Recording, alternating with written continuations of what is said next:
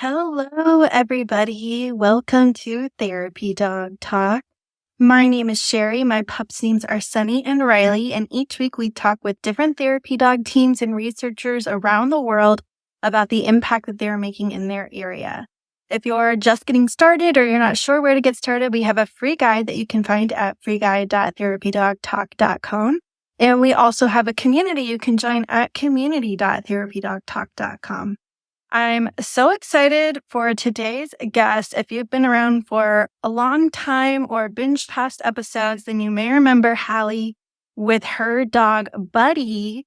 And this time she's joining us to talk about Apgar. And we'll probably get a little update on Buddy as well. Hello. I'm doing great. How are you? They're good. Well, this is Apgar. Some of you guys may remember him from before. We'll see if he wants to participate in today. I just got home from teaching our guide dog puppy class, so he's very excited to see me and would like to play and not sit still right now. Well, for those who don't know you or may not have tuned in before, would you like to introduce us to yourself and your pups? Absolutely. So my name's Hallie, and I have two dogs. I have Apgar, who's right here, and then I also have Morris, who is being very sad in his kennel right next to us. Oh, wow. Morris is a guide dog puppy with Southeastern Guide Dogs, and Apgar is the guide dog puppy that I raised before.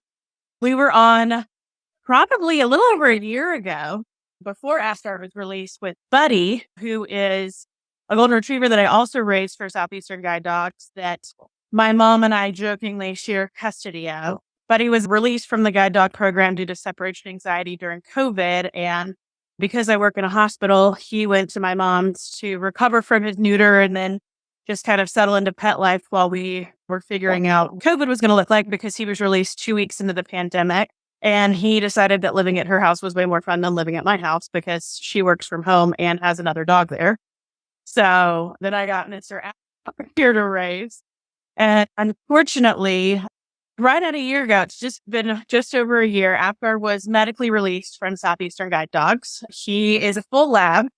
He is 2.5, but he unfortunately developed a condition called USMI, which is urinary sphincter mechanism incompetence. Basically what it is nocturnal incontinence. Pretty common in spayed females, but it's not that common in spayed males. The research I've seen has said it's only about 4% of young male dogs have it. So unfortunately that ended his working career because he requires medication 3 times a day. But just like with Buddy, I was like, he's had all this training, and Apgar's just always had a really calm, kind of giant teddy bear demeanor. And so I was like, well, let's see if he likes therapy dog work. And he has taken to it like a duck to water. He's closing in on about 50 hours worth of visits that he's done. And he loves it. So he does come to work with me. I work in a forensic psychiatric hospital. And so he comes to work and works with my patients in a group setting. And then he also has done some community therapy work. We have gone to the local university during finals week for stress relief. We've gone to my old high school for stress relief. So we've been able to do a lot of different fun things. That's awesome. I can't remember if you were volunteering when we talked before or if Buddy was just coming to work with you because he was closer to COVID. We were doing a little bit. So kind of the same thing we were doing with Apgar, but he was going to my high school. So we go to my old high school, usually at least once a semester, to just kind of talk. They have a pet club. We talk about therapy dogs. Usually I take whatever program puppy I've got to talk about the service dogs on a different day. And then Buddy's also done some therapy work at some other places now as well, which is... Those kids must think you're so cool coming in with all these different great dogs. Yeah. Flipping clap. They're like, how many dogs do you have? Because every year I come in with a different dog and I'm like, I promise all these dogs don't live with me. Right. No. It depends on the day. Yeah. My program puppies are just here temporarily. So yeah. Yeah. I remember Buddy and his emotional support Ellie at your mom's. He still has his emotional support Ellie.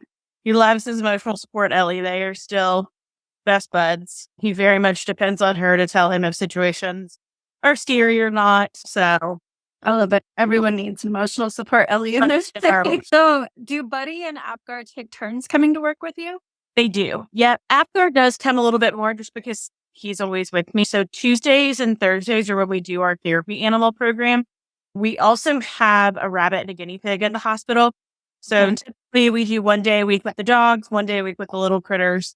I have to time it a little bit better with Buddy because our group room situation has changed. And Apgar can be in the room with our rabbit and our guinea pig. He'll check him out, he'll sniff him, he'll lick at him, but he really leaves him alone for the most part. Buddy would very much like to play with them. And I don't think nicely. Just gentle nibbles, Mom. Yeah, his prey drive is definitely activated. So I have to bring him on days that we can go into a different group room. But what's been so fun about alternating these two is they're just so different in personality. We run on a 12-week quarter system with our groups. So the beginning of July was the beginning of our new quarter. And so one of the first things that we typically do is we go over some group rules and expectations for safety because we're working with big animals, but we're also working with little animals and they respond very differently. But I also have a little info sheet that talks about how old my dogs are and who their parents were and what their siblings' names are. And Buddy's kind of fun because Buddy's got quite a few full siblings and half siblings that are with Alliance of Therapy Dogs. So we joke that it runs in the family. And then we talk about what their likes and their dislikes are. And what's been interesting is because Buddy and Apgar are so different, Buddy's very much kind of the class clown, wants to check everybody out, very excited to see everybody, wants to get a laugh. Whereas Apgar is just a lot more passive. If you have a higher energy, he's kind of like, I'm going to wait till you calm down. Versus Buddy is very attracted to that high energy. Sure. So we've gotten a chance to talk about how to read people's emotions and their boundaries and like read the room. And, Buddy loves things that Apgar doesn't. Like Buddy loves having his teeth brushed and having his coat brushed and all of that. Apgar is not quite so crazy about that. But then Apgar is the one who just wants to sit and snuggle with you. And Buddy is not quite. He likes to snuggle, but he also wants to be in the middle of the action. Whereas Apgar is just more content to kind of work the room, go from person to person. So it's a very different experience with these guys. They have very different energy. And so it's kind of fun to see who they attract in the group and how my individuals respond to that. Although, as I say, that Apgar's not the class clown. This is currently, he's like, don't put the fire out of me, Mom. That's fantastic. I remember when you were on with Buddy, you were telling actually a couple of really funny stories. But the one that people have brought back time and time again that have been referenced by people who listened to that episode was the one with the modeling. Yeah. Yeah. And so I wondered if, and no pressure, because I definitely didn't prep you on this, but I wondered if you had a similar example. It doesn't have to be the same situation, but of how Apgar has really helped someone or how he works with the people that you work with. Actually, it's funny you bring that up because I was kind of thinking about that. I actually listened to our old episode because I was like, gosh, it's been so long. Like, I don't remember what all we talked about, but I know we always talk about that story.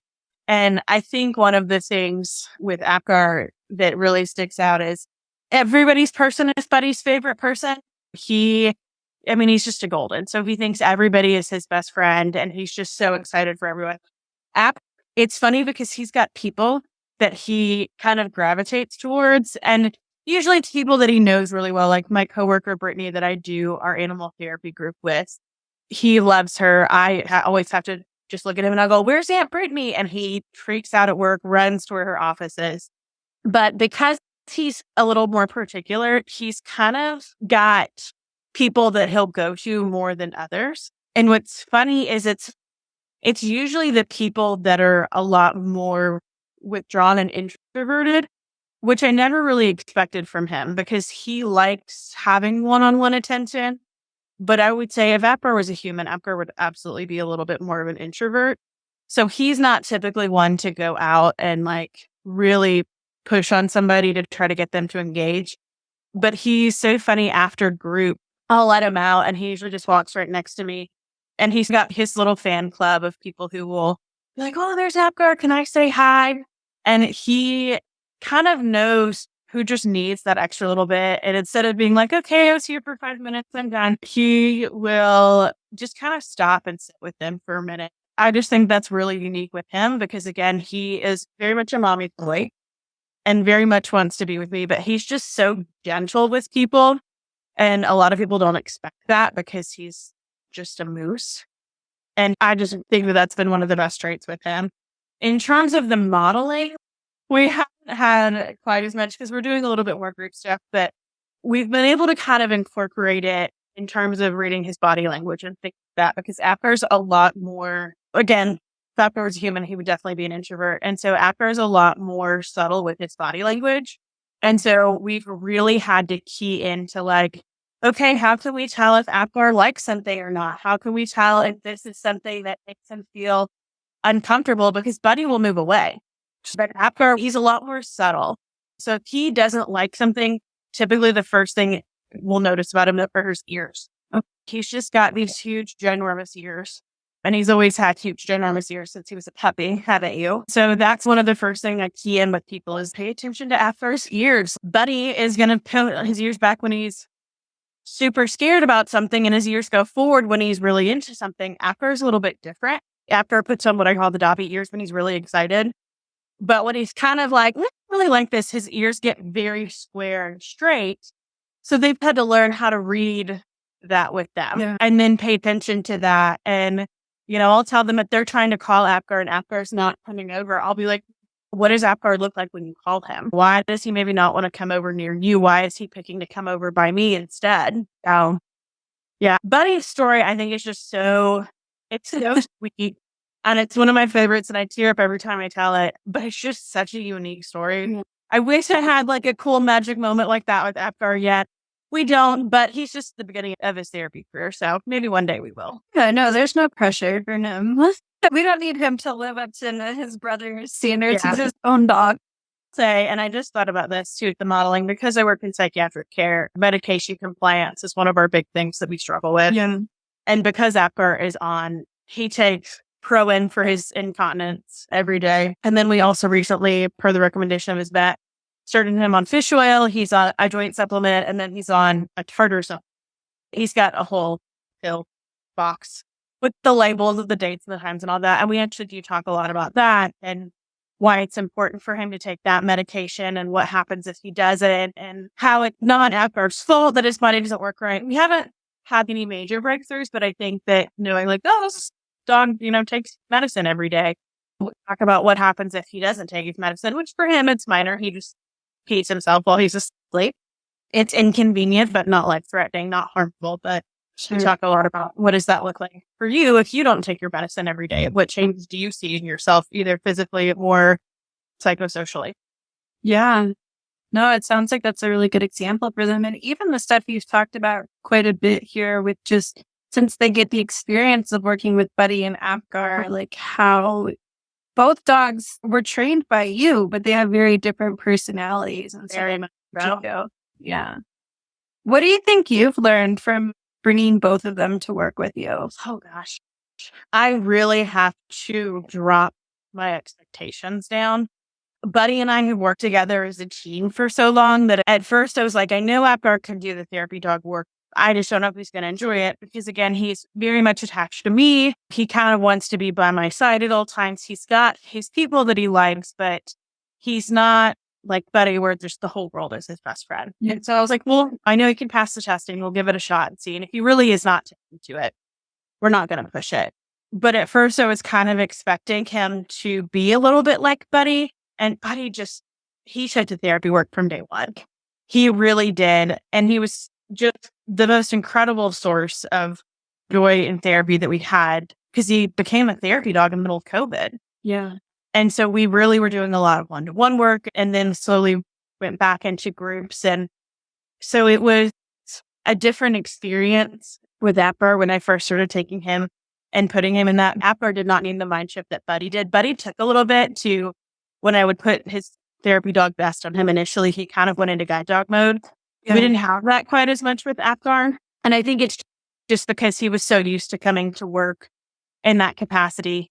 Yeah. I give him a little bit of time off, but it just seemed like he was not enjoying it for a little bit. And so I really had to learn to lower my expectations for Apgar and not expect him to be like Buddy. And as soon as I did that, it was like we unlocked a whole new door with him. We were able to do so much more. But I kind of figured out, okay, Buddy is really great for like the hygiene aspect of things because he let us be touched and brushed and groomed and all of that stuff. Yeah. Apgar is really good for the body language aspect and learning how to communicate both verbally and non-verbally. We're looking at him from like a social and a relational aspect. That's where Apgar's really been such a great asset to our program. So that's something that I didn't expect. And it's been a fun, unexpected surprise to kind of see him thrive in that role. I know you keep saying lowering your standards. It sounds more like reframing your standards, your expectations, and just realizing that Apgar's his own, I keep trying to say his own person. Yeah. He's going down his own personality, and he has different things to bring to the table. And it's really cool. Yeah. That's awesome. What did you see in him that let you know, yeah, he does enjoy therapy work and we're going to keep doing this together? He loved guide dog work. With Buddy, I think I might have talked about this. It was a little bit of a relief when he got released because those expectations, specifically with his just absolute, I'm not going to be created at all kind of behavior that he still has it for, we were able to lower that pressure a lot versus after he loved working. He was literally released 2 weeks before he was supposed to go in. We knew it was coming. We were kind of hoping that we could figure this out and it not come to this point, but unfortunately it didn't. And so his release from the program was a little bit harder because he just really loved working. He loved going out. He was just so good at what he did. With Buddy, I realized looking back, part of Buddy's good behavior was not so much good behavior as much as it was Buddy just relied on me for support. Yeah. That's not the case with Apgar. Apgar very much thrived in his own environment and very much thrived working. And he just became such a reliable, responsible worker that it was a shame to realize that was the end of the road for him. Yeah. But because he loved working, he loved having a purpose, I was like, let's see if we can reframe this. And so now Apgar gets really excited. I keep his vest at work. He comes to work with me some days when he's not working, if I've got like slower days in the office. So he's usually there with me on Tuesdays and Wednesdays. But if I say, oh, Apgar, do you want to go to work? He gets really excited. As soon as I pull out his vest, he's ready to go. I'll get his bag of treats that we take with us and his ears go back. It sounds weird to say that this dog smiles. He absolutely does. But he gets very excited if I tell him we're going to go to work and we're going to get some cookies. Apgar, do you want to go to work? Do you want to go to work? Yeah, he loves it. He gets so excited when I pull out his vest. He wears a specific collar when he's working that's got his ATD tag on it. And so he loves getting to see that. And so it's been fun to repurpose him in that way. And he's been able to still work. Working just looks differently for him. That work. Yes. We've also been able to train him a little bit to do some fun stuff that are more work-related cues. So now he knows, see if he'll do it. Will you wait? Can you wait? So they can see. Can you wait? Oh, good job, buddy. Everybody loves that he waves. I didn't expect him to enjoy therapy dog work as much as he has. I expected him to enjoy having a purpose, but he's really just enjoyed having something to do still. Been in that same capacity. Well, Mama Becca says, hello, Apgar. Oh, yes, I see. That is the girl, Camille, who has Becca, who's Apgar's mom. One of the things that was fun was when he was still on program. Yes, we got to go and see her. They lived down in Florida. So Apgar got to go see his mom again when he was about a year old. And we stayed then. Hagrid was also excited to see Apgar, and Kathy's here too. Oh, we love Hagrid and Kathy. Tell the boys we say hello. Otto is Buddy's half brother, right? Yeah. So yeah. Kathy was on, I think, episode 31. Yeah. Otto. Yeah. So Buddy has, from his mom's first litter, there's Otto and then a female golden named Liberty, who is actually a retired breeder for guide dogs for the blind in California now. Okay. And they are both with Alliance of Therapy Dog. Then in Buddy's litter, he has a sister named Leola and a brother named Remus who do therapy work with Alliance as well. Someone was asking about what breed of dog do you think suits therapy dogs? And I think that gets talked about, I don't know, maybe a little bit too much because a lot of times it's the dog in front of you more than the breed itself. But I'm curious, since you've had experience with both a Labrador and a Golden, if there's anything you've seen that's maybe more breed than personality, or if it's really just individual personality in their case. Kind of a tough one. So my very first therapy dog that I had was a yellow lab named Lulu. She was my pet dog that I had in college. I think I talked about her a little bit on Buddy's episode. She was a yellow lab, but just 2/3 Apgar's large size. And she did not become a therapy dog until she was older. She was 10. Okay. But, I think she was much more similar to Apgar. And I don't know if that's lab or if that's just them. When I worked with our therapy dog program out in Colorado, we had a couple of golden retrievers that I think were very similar to Buddy, where they just thought everybody was their best friend. But I think the thing that is so different between the two is not necessarily personality. I think it's very much breed, because I think a little bit with these guys, their breed is a big part of their personality. Apgar is very gentle. He's very calm. He's very laid back. Buddy is just a lot more outgoing and kind of a doofus, but in a very endearing way, like a typical golden. It's funny. I know one of the girls who has his sister who works for Southeastern Guide Dogs, and I got the chance to see his sister when I was on campus in January, and her owner said something about, Penelope takes medication for something, and she's like, "Oh, I've got to give Penelope her brain cells." And I was like, "Oh, that's funny, because Buddy only has 2 brain cells, or only has 3 brain cells, but only 2 work at a time." I was like, but all 3 of them are super friendly and fun. So, I think Goldens are just known for being a lot more like lackadaisical and whimsical and goofy and just kind of fun, versus the labs can be a little bit more, I think a little bit more, not necessarily introverted, but just kind of like, okay, one at a time. Like, I'm going to come to you, and then I'm going to come to you, because that's how both Lulu and Apgar had been. Versus Buddy, who's just constantly making laps, like zigzagging across the room. Who's going to laugh at me the most? So, and Did you raise Lulu also? I can't remember. So, yes, but no. So Lulu was not a program dog. My brother had her, and then I got her for 2 weeks when my brother was going through a divorce, and ended up keeping her for 5 years. So I got her when she was 4, and I had her until she passed away just after her 10th birthday. She was a rescue lab. She wasn't like a breeder lab or from any program or anything. It happened to be a really good dog. I was just curious, because we talked about this a little bit in the episode with Bree and Mickey, but it's worth noting that the dogs that you're raising are coming from lines specifically bred to be guide dogs. Yeah. So, not all Goldens and not all labs are bred the same. In her case, she thought all labs make great therapy dogs, and her dog actually ended up being from more of a hunting line, which is a completely different thing. Yeah. So that's the thing. My husband has never had a dog before. And so after kind of the first dog he's ever had, and Apgar's just so good, because he's really calm. He's laid back. He just wants to snuggle. When we got our cat, Stevie, we found her almost a year ago now, as this tiny, super sick 4-week-old kitten. He'd never been around cats. And she was less than a pound when we found her. And he was just so gentle and easygoing with her. And to this day, she hates Morris. Morris will be asleep in the kennel, and she walks by and hisses at him to remind him that she does not like.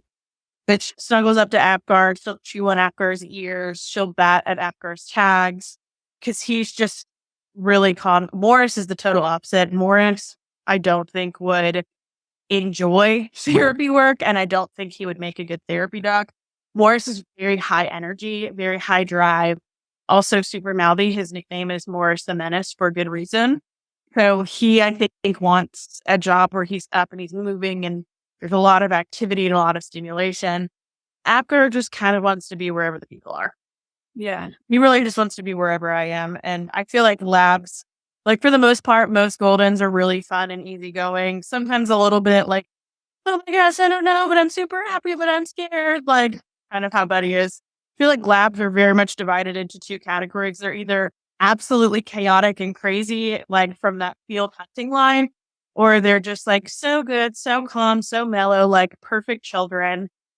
But I mean, it's also worth noting, Apgar's 2.5 now, and I have not had the benefit of getting to live with one of my dogs when they've made it into full adulthood after they've left the program. It is really nice. There's a lot of work that goes into it, but it's really nice, because Apgar was just If you'd asked me 2 years ago if I would have this dog, I would have told you absolutely not. As soon as this dog's getting released, getting rid of him. I couldn't stand him the first 3 months I had him because he was so bad.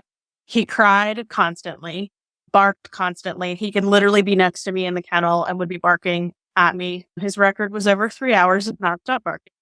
I did not think we were going to survive his first year of puppyhood. We kind of got through that hump. He figured out you can be confined in a crate or on a tie down, or you can be in a different room while I go take a shower and you're not going to die. Maturity helped a lot. Hormones actually shockingly did him some good. Then about the time the hormones were driving me crazy, he got neutered. So that was nice. It was good timing with everything. So, he's just really grown into a very nice, pleasant adult dog. But he also, again, doesn't come from the crazy lab lines. Yeah. Well, I'd like to address the Morris in the room. Yeah. Morris is what, your fourth puppy? Fifth for the program. Okay. So what do you really enjoy about raising puppies for this program? And I keep doing it. I love the challenge of puppy raising. I did not expect to like puppy raising as much as I did. So my first puppy was a finisher. He was 9 or 10 months old when I got him, a golden retriever named Quart. Then I had Buddy. Then I had Clark, who is a working guide dog now. He was my first lab. I keep ending up with all the yellow boys. Then I had Apgar, and between Apgar and Morris, I was going to take a break because I got married earlier this year and we were coming in on wedding time. So I started a puppy, Josh, who was affectionately known as Munchie at the time because he did not have a name. And, I like watching these dogs grow and develop. Josh is now in his second month of guide dog training on the campus, and that's super fun. Just kind of getting to hear his reports and see how he's doing. Morris is actually 10 months old today. So he is closing in on a year, and he is probably my wildest, most energetic, and most opinionated puppy. Morris very much wants to do things his way. He wants to be in the thick of everything that's going on. That's why he's affectionately called Morris the Menace, because he just wants to be in the middle of all the excitement. But, I just love watching these puppies, their personalities develop, seeing where they're going to end up, what they're going to do, and then getting to follow them. I keep in touch with Clark's handler. She actually traveled to Washington, D.C. this weekend and sent me some pictures, which was fun to see, of him in the Smithsonian stuff. So it's just always fun to get to watch these puppies develop. And it's fun to get to challenge my skills. Morris has been, like I said, my highest energy boy that I've had so far. So it's been a little bit of a challenge navigating, like, how do I manage his energy level, his constant need to be doing something, but also teach him how to settle down. Each one of my puppies teaches me something very different and teaches me something super important. And each one of them makes me a better handler. I often say, gosh, I wish I could go back with Lulu, with all the knowledge that I have now after all these boys, because I don't think I ever did anything wrong with her with what I knew then, but I just know so much more now that I'm like, I could have just done so much more with this dog than I realized at the time. Yeah. I think that's always true when you're not on dog number 1 anymore. Yeah. But that's part of the fun of it, is like just getting your own challenge. I actually now am the club leader for our group of puppies. And so Apgar is frequently there when we are at pet friendly outings or things like that. People get to practice working him. I still bring Buddy around for that. And so it's kind of fun for them to get to see, okay, here's the end product. Yeah. Here's where we're starting at. And then also too, for my puppy people, for them to see, like, his Apgar's just so good. But again, Apgar's 2.5. Right. So for them to get to see with Morris is Morris the Menace for a reason. We love him, but he is just constantly on the go. And so for them to get to see too, like, it's just, all of our puppies, they go through really great phases, and they go through phases where you're about to tear your hair out. It's all normal. And I don't even think that's unique to guide dog puppies. I think that's just unique to owning a puppy, because they all hit that hormone teenage phase, which is what we're in the middle of right now, which is so fun. Just a blast.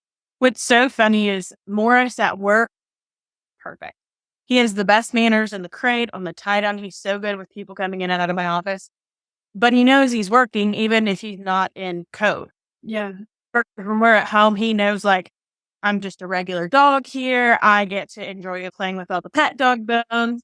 He doesn't get furniture privileges, but he tears through our house like Apgar. He chews on everything. They go in the backyard and run around like crazy. So at home, he knows, like, all bets are off. I don't have to be a working dog. I just have to have good manners. versus at work, he knows he's got to be on his A game. Well, Hallie, I don't want to hold you here forever, but what advice do you have for someone who's interested in becoming a therapy dog team? Oh gosh, what advice? Hi. Do you want to share your advice? Is that why you're blocking the camera? I think first, make sure that you know your dog, that you've got a really strong relationship with your dog. And that's for two big reasons. One, you need to know how to read your dog because your dog's going to tell you when they're enjoying themselves and when they need a break. But I think also the other important part of knowing your dog is that just gives you that much of a stronger bond when you go out and you do these things together. You just get to have these really incredible experiences. Being a therapy dog team is something that I think is super unique. There are a lot of therapy dog teams out there, but each one has kind of their own story of how their dogs have impacted people and what that's been like for their own lives. So I think just knowing your dog really well is important. And also realizing if your dog needs some time to adapt to therapy dog work, that's totally okay. I thought that Apgar was going to need a lot more time to adjust. And he took more time than Betty did. But, it's okay for your dog to need to adjust to their new role. There are so many emotions that are coming into play with both the handler and their participants in any therapy dog program. So it's sometimes a lot for dogs, but it's just incredible the impact that they can have on people. Well, Hallie, is there anything else that you wanted to share while you're here? Just thanks for having us on again. We love getting to talk about what we do. I think the population that we work with is really unique because I think a lot of therapy dogs are usually in your typical hospital, children's hospitals or nursing homes or first responders or things like that. Forensic psychiatric patients are not typically the first people that people think of when they think of therapy animals, but because of our therapy dog program, it has grown at our own hospital to include our rabbit and our guinea pig and now mini horses. And so it's just been really cool to see the impact our therapy dogs have had on our hospital as a whole. Yeah, that's awesome. Very cool. And if people want to follow your journey, they can find you at Apgars_buddy_Morris_. Yeah. And, so I had to try to get creative when Morris came to think of a Instagram handle that would include all the boys. And so I figured that's the easiest transfer Morris out to whoever I happen to have at the time. Oh, I see. I see what you're doing. Yeah. there. So I've got Apgar, Buddy, and then Morris. So do you think Morris will continue on to school soon then? He should. He turns a year old on October 7th. And they're considered quote unquote fair game anytime after that point. But he'll probably go in sometime between 14 and 17 months. So sometime between December and February. Okay. I would anticipate. So the first big thing we're waiting to hear next from him is he is officially at the age where they start looking to see, okay, do we want to consider keeping this dog intact for the rest of their puppy raising career and then look at them as a breeder? Or are we pretty sure that we don't want them to join our breeding colony because we have too many dogs are related to or what have you? Yeah. They just have the traits that we're looking for right now. So we should find out in the next couple of weeks if Morris is going to be on the list to be neutered or not. And I go back and forth on whether or not I would like for him to be neutered or become a puppy daddy. There's some days that I'm like, those hormones are going to kill me. I said we're very much in that teenage puppy phase. Does it make you nervous at all, given what happened with Apgar? And how long we last in that. And it doesn't for a couple of reasons. Apgar's situation was so unique. And his wasn't related to the neuter procedure itself. USMI in male dogs is due to the loss of hormone. Okay. So it wasn't necessarily his age. It happens a lot in female dogs that have pediatric spays, but in male dogs, because it's the loss of hormone, it isn't really something that's genetic, or it's just something that, from what I have been told and what little bit of research is out there, which is a ton, I'd have neutered him at 2 years old and probably the same thing would have happened. Gotcha. So there was nothing that went wrong in his neuter. His neuter surgery itself went great. He had a textbook procedure, and when we started seeing the symptoms was actually about 6 weeks, almost to the day after their procedure. And that's about how long it takes for those hormones to re-level out. Yeah. Yeah. So it doesn't. I mean, it's so uncommon. Southeastern breeds about 250 puppies a year. So we see things more frequently for medical stuff than Most people say because the average Labrador breeder is not breeding that many puppies in a year, Right. or sometimes even in their entire career. We are breeding puppies for a very specific purpose. So Sure. we treat more of those weird kind of medical things, but it doesn't make me worried for Morris because it's just one of those weird fluke things that happened. Yeah. So One last question. If someone is interested in the idea of becoming a puppy raiser, how would they go about doing that?